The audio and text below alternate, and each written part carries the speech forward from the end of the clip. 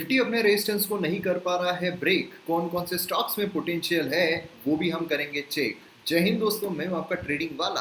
काफी सारी चीजें हम आज के इस वीडियो में डिस्कस करने वाले हैं। चलिए शुरू करते हैं। सबसे पहले हम बात करते हैं निफ्टी की। तो निफ्टी अपने रेजिस्टेंस जोन पर अटका हुआ है। वहां से वो ब्रेकआउट जो है वो नहीं ले पा रहा है, क्योंकि हमने ऑलरेडी डिस्कस किया हुआ है कि अगर ये ब्रेकआउट ले लेता है तो ये सीधा 17,700 18,000 तक जा सकता है, उसमें पोटेंशियल है।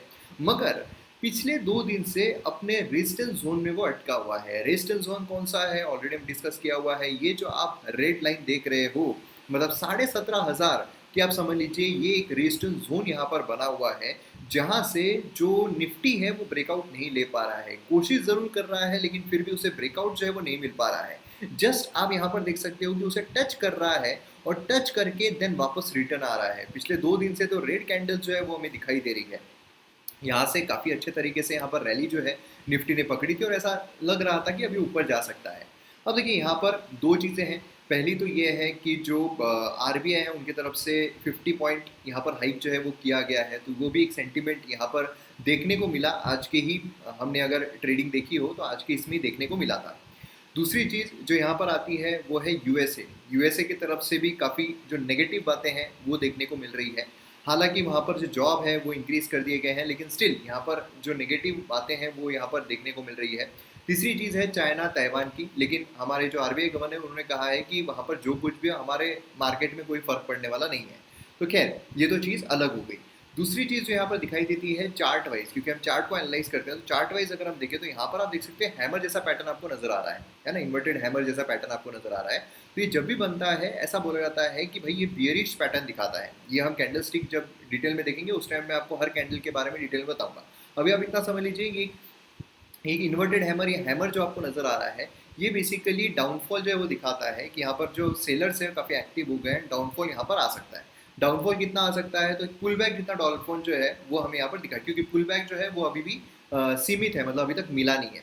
लेकिन यहाँ पर दो चीज़ें और, मतलब ये तो हो गई एक नेगेटिव पर्सपेक्टिव से बात है, लेकिन पॉजिटिव पर्सपेक्टिव से देखा जाए तो एक जो पॉजिटिव चीज़ दिखाई देती है वो ये है कि यहाँ पर जो एक सपोर्ट जोन है, जो सपोर्ट जोन है 17,164 पर, मतलब समझ लीजिए 17,150 पर यहाँ पर इंटैक्ट है। इसके नीचे यहाँ पर जो बायर्स हैं उन्होंने सेलर्स को अग्रेसिव नहीं होने दिया, इससे नीचे नहीं आए हैं। खैर अगर ये भी ब्रेक कर देते हैं, अगर इन केस यहाँ पर ये भी ब्रेक हो जाता है तो दूसरा एक बहुत बड़ा सपोर्ट जोन जो है वो हमें दिखाई देता है 16,928 पर, मतलब 16,900 पे पकड़ लीजिए। ये एक बहुत ही बड़ा सपोर्ट जो है वो दिखाई देता है। इसलिए अगर पुल बैक आता भी है, क्योंकि इतनी बड़ी कोई नेगेटिव न्यूज़ जो है ग्लोबल मार्केट में नहीं चल रही है, तो अगर ये पुल बैक लेता भी है, क्योंकि पुल बैक ज़रूरी होता है मार्केट को और ज़्यादा बूस्ट करने के लिए, तो अगर पुल बैक लेता भी है तो कहाँ तक आ सकता है, तो ज़्यादा से ज़्यादा, क्योंकि अभी तो समझ लीजिए कि ज़्यादा नहीं जा रहा है, 17,200 जो है ये एक अच्छा खासा सपोर्ट जोन नॉर्मल इसमें बना हुआ है कि 17,200 एक अच्छा खासा सपोर्ट जोन है। लेकिन अगर जाता भी है तो कहाँ तक जाएगा, 17,161। अगर 17,161 के नीचे जाता है, मतलब 17,150 के नीचे जाता है, तो फिर यहाँ पर थोड़ा कंसर्न जो है वो आ जाएगा, यार मार्केट जो है सिर्फ पुल बैक नहीं ले रहा है, हो सकता है बियरिश व्यू दिखा रहा है। देन उसके बाद यहाँ पर दूसरी टेस्ट रहेगी इसकी 16,900 पर। 16,900 को भी अगर ब्रेक कर देता है तो समझ लीजिए यहाँ पर अच्छा खासा डाउनफॉल जो है वो मार्केट दिखाएगा। एंड जो थर्ड गैप है यहाँ पर, थर्ड गैप कौन सी बनी हुई है, तो यहाँ पर 16,600 की गैप, ये यहाँ पर फिलअप करने के लिए आ सकता है। और यहाँ पर अगर ब्रेक कर देता है इस रेजिस्टेंस को तो फिर तो हमने डिस्कस किया हुआ है कि भाई यहाँ पर कोई सीमा ही नहीं है, मतलब यहाँ पर फर्स्ट इसमें जाएगा ये 17,700, देन उसके बाद सीधा सेकंड इसमें जाएगा ये 17,900, एंड देन उसके बाद 18,000 उसके अबव यहाँ पर हमें देखने को मिल सकता है। तो इस तरीके से रेजिस्टेंस अगर ये ब्रेक हो जाता है तो अच्छी खासी उछाल आएगी। लेकिन अगर पुल बैक भी आता है तो ये पुल बैक के 3 जो लेवल्स है ये आपको यहाँ पर पता रहने चाहिए।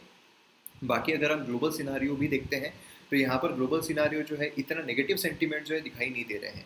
बाकी हमें गैप अप जो है वो ज़रूर देखने को मिल रहा है, लेकिन कुछ कारणोंवश, क्योंकि अभी काफ़ी सारे रिजल्ट्स आ रहे हैं एंड उसके साथ आरबीआई पॉलिसी आ रही थी, इस वजह से थोड़े जो पुल बैक का सिनारियो है वो यहाँ पर दिखाई दे रहा है। तो अब देखना होगा यहाँ पर जो मंडे को मार्केट होगा क्या वो गैप डाउन होगा, और गैप डाउन अगर होता है तो कितना गैप डाउन होता है, या गैप अप होता है तो कितना गैप अप होता है। अब वो गैप अप के साथ क्या रेजिस्टेंस को ब्रेक कर देगा, या गैप डाउन के साथ क्या ये इस सपोर्ट जोन तक पहुंच जाएगा।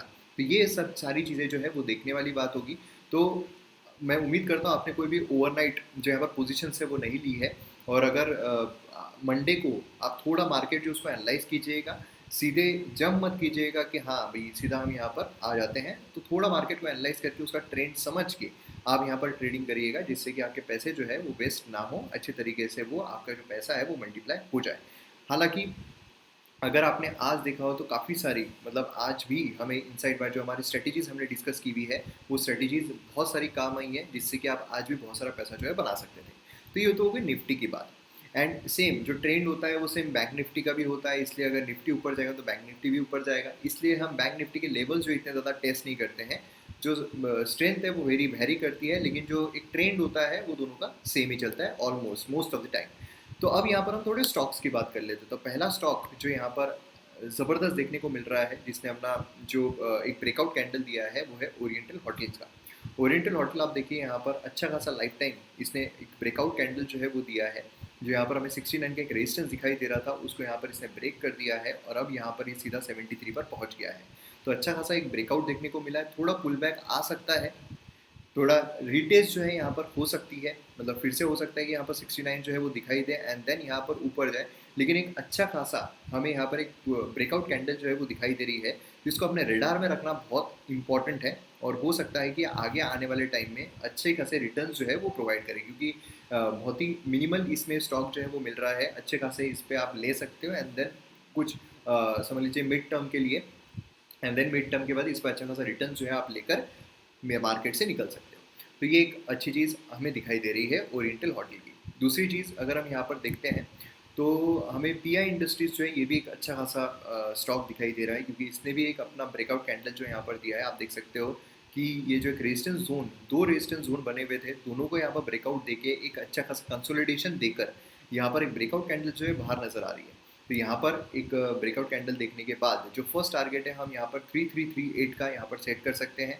अभी अगर आप देखोगे तो 3245 देखने को मिल रहा है और 3243, एंड देन उसके बाद यहाँ पर फर्स्ट जो टारगेट है हमें 3338 का नज़र आ रहा है। एंड उसके बाद सेकंड टारगेट जो है वो हम यहाँ पर सेट करेंगे 3515 का। तो इस तरीके से अगर इसको भी ये ब्रेकआउट दे देता है तो ये एक सेकंड, मतलब बेसिकली अभी इसका फर्स्ट रेजिस्टेंस ये रहेगा। पुल बैक ज़रूर आते हैं, मैं आपको फिर से बोल रहा हूँ, पुल बैक ये नहीं होता है कि मार्केट या शेयर स्टॉक जो है वो नीचे जा रहा है, वो पुल बैक लेकर फिर ऊपर की तरफ निकलता है। ये इसका ट्रेंड होता है, क्योंकि बहुत सारे लोग जिन्होंने पहले लिया हुआ था, मतलब समझ लीजिए यहाँ पर लिया हुआ था, वो अब यहाँ पर अपना प्रॉफिट बुकिंग करते हैं, तो इसलिए थोड़ा नीचे आता है। लेकिन ये नीचे आने के बाद और लोग जो है फ्रेश यहाँ पर इन्वेस्टमेंट्स होती हैं एंड देन स्टॉक जो है वो ऊपर जाता है। ये ब्रेकआउट मिलना बहुत ज़रूरी होता है, क्योंकि ब्रेकआउट मिल रहा है इसका मतलब ये है कि अब यहाँ पर जो एक सेलर्स बैठे हुए थे कि नहीं इतने पे ही हम बेचेंगे, तो उन्होंने वहाँ पर नहीं बेचा है, मतलब उनको कॉन्फिडेंस है कि ऊपर जा सकता है। इसलिए ब्रेकआउट कैंडल जो है वो इम्पॉर्टेंट होती है। तो ये दो स्टॉक जो है काफ़ी इंपॉर्टेंट है, इस पर आप नज़र रखिए। आपको इन्वेस्ट करना है तो आप इन्वेस्ट कर सकते हो, प्योरली आपके रिस्क पर है। तो इस तरीके से हमें पूरा ट्रेंड जो है वो दिखाई दे रहा है। तो अब यहाँ पर देखने वाली बात होगी कि किस तरीके से हमारा मार्केट जो है वो रिएक्ट करता है बाकी चीज़ों को। तो मिलते हैं हम अगले वीडियो में। वीडियो आपको पसंद आता है तो आप शेयर ज़रूर कीजिए, चैनल को सब्सक्राइब कीजिए और कमेंट भी ज़रूर कीजिएगा। मिलते हैं हम अगले वीडियो में। जय हिंद।